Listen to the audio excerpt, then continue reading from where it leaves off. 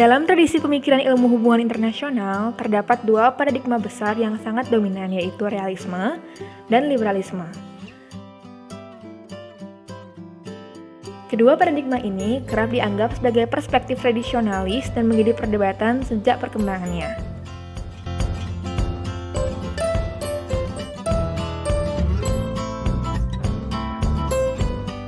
Daripada bingung-bingung terus, yuk kepoin Great Debate 1 dalam hubungan internasional.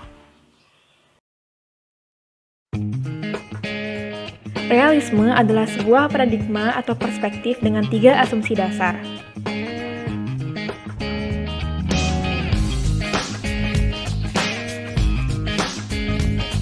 Pertama, realisme memandang bahwa hakikat aktor adalah tunggal dan rasional dalam dunia yang anarki. Dua konsep kunci dalam asumsi ini adalah rasional dan anarki. Rasional dimaknai sebagai sifat aktor yang selalu mementingkan dirinya sendiri atau individual good sitting under constraints, sedangkan anarki dimaknai sebagai ketiadaan otoritas di atas negara. Kaum realis membedakan antara sistem politik domestik dan internasional. Dengan demikian, realisme memandang bahwa di mana tidak ada otoritas, negara akan selalu mengejar keuntungan untuk dirinya sendiri.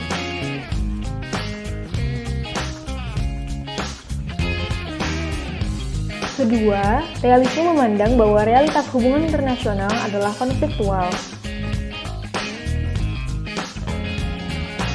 Realisme mengadopsi teori ekonomi yang berasumsi bahwa aktor saling berkompetisi untuk memperebutkan sumber daya yang terbatas. Pandangan ini sebenarnya derivasi dari premis dasar realisme, yaitu sistem internasional yang anarki menyebabkan tidak adanya rasa saling percaya antar negara karena sama-sama tidak ingin dikhianati.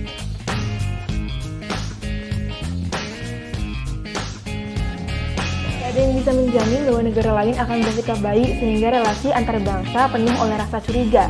Situasi tersebut membuat hubungan internasional menjadi arena struggle for power, di mana negara akan saling berlomba untuk menjadi negara yang paling kuat.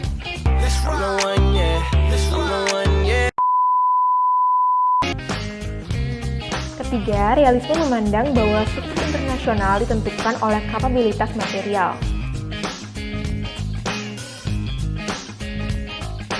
Kaum realis percaya bahwa perilaku negara terbentuk oleh struktur material seperti postur militer suatu negara, pendapatan per kapita, jumlah anggaran pertahanan, jumlah persenjataan nuklir, kemampuan bersenjata, sumber daya alam, dan lain sebagainya. Politik internasional ditentukan oleh jumlah negara besar yang membentuk pola distribusi kekuasaan. Realis juga memandang bahwa dimensi-dimensi non-material seperti budaya, norma, nilai, dan ideologi tidak begitu penting.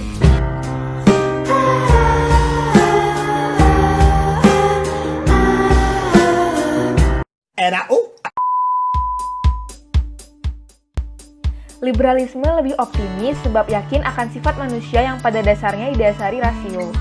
Sebagai sebuah paradigma keilmuan, liberalisme mempunyai 3 asumsi dasar. Yang pertama, aktor utama adalah individu dan kelompok masyarakat.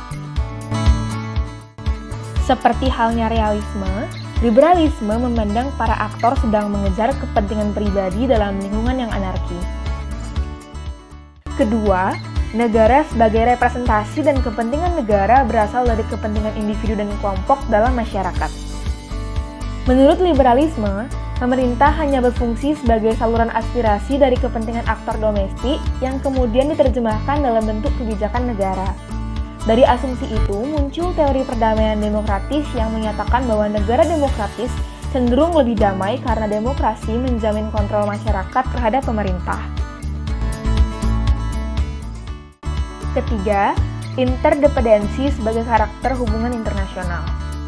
Menurut penganut liberalisme, anarki tidak semerta-merta membuat negara merasa saling curiga satu sama lain yang kemudian memicu peningkatan kekuatan militer.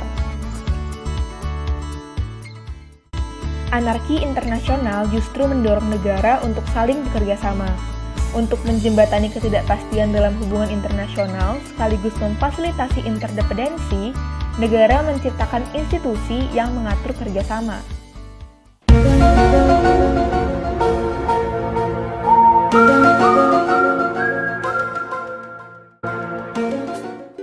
Sebagai perspektif yang sangat dominan, realisme mungkin unggul dalam banyak hal, misalnya mampu menjadi pedoman membuat kebijakan luar negeri.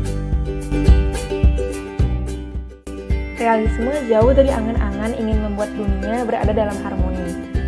Bagi realisme, harmoni adalah hal yang mustahil semenjak negara senantiasa didorong untuk mengejar kekuasaan. Realisme ingin meyakinkan bahwa hidup rukun dan damai itu tidak ada kecuali konflik yang tidak akhir. Dengan begitu, realisme memperlakukan hubungan internasional seperti apa adanya. Ketika Perang Dingin berakhir, banyak pakar yang mempertanyakan relevansi dan validitas realisme. Peralihan dari sistem bipolar ke multipolar diprediksi realis bakal memicu banyak konflik antar negara. Prediksi Mersenne bahwa Eropa pasca Perang Dingin akan rentan konflik itu meleset karena faktanya Eropa justru bergerak sangat progresif ke arah integrasi dengan terbentuknya Uni Eropa. Menanggapi kritik tersebut, realis berdalih bahwa perubahan sistem memang terjadi, tetapi itu tidak mengubah hakikat sistem itu. Tren kerjasama ekonomi yang mendominasi hubungan internasional bukan berarti mengubah struktur dasar hubungan internasional. Anarki tetap ada, kompetisi militer marak.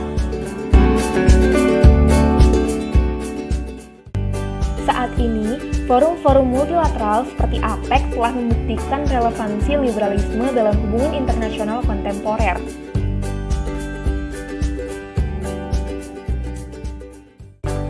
Pemerintah di seluruh dunia memfasilitasi globalisasi dengan mengadopsi keterbukaan ekonomi dan juga liberalisasi.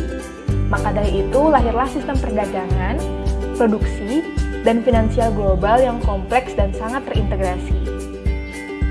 Di samping itu, liberalisme juga unggul dalam memprediksi bahwa demokrasi merupakan jalan menuju perdamaian selain perdagangan bebas. Faktanya, pasca runtuhnya Uni Soviet, pemerintahan di hampir seluruh dunia mengklaim sebagai negara demokratis. Agaknya, tesis Francis Fukuyama benar mengenai Perang Dingin merupakan trompet kemenangan bagi ideologi demokrasi liberal Barat. Liberalisme memegang keyakinan penuh bahwa kekuasaan masyarakat mampu mengekang ambisi negara untuk menggunakan kekerasan terhadap negara lain. Namun sayangnya, liberalisme tidak bisa menjelaskan paradoks kerjasama. Menurut liberalisme, ketika negara terlibat dalam kerjasama ekonomi yang intensif, maka cenderung damai. Namun faktanya, ada negara yang sangat erat kerjasama ekonominya, tetapi konfliktual dalam aspek lainnya. Contohnya adalah hubungan Cina-Jepang. Dalam bidang ekonomi, kedua negara merupakan mitra dagang utama. Namun dalam hal politik, kedua negara masih terperangkap dalam situasi konfliktual berkenaan dengan sejarah masa lalu.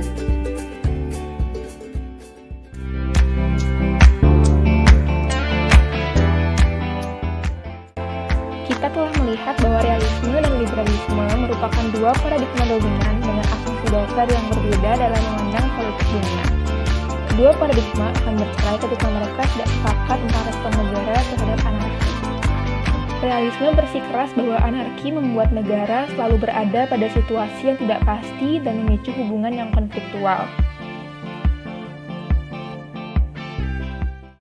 Sedangkan liberalisme percaya bahwa negara bisa bekerja sama meskipun dalam suasana anarki, yakni dengan membangun jembatan informasi berupa institusi internasional.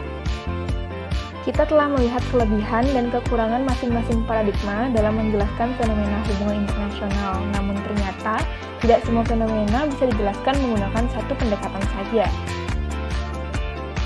Weaver mengingatkan bahwa kedua paradigma masing-masing mempunyai kelebihan dengan kemampuan menjelaskan yang lebih baik dibanding yang satu dalam beberapa hal, dan yang satu menjelaskan dengan baik beberapa hal yang lain. Tidak ada cara untuk membuktikan bahwa keduanya benar, karena keduanya memandang realitas secara berbeda.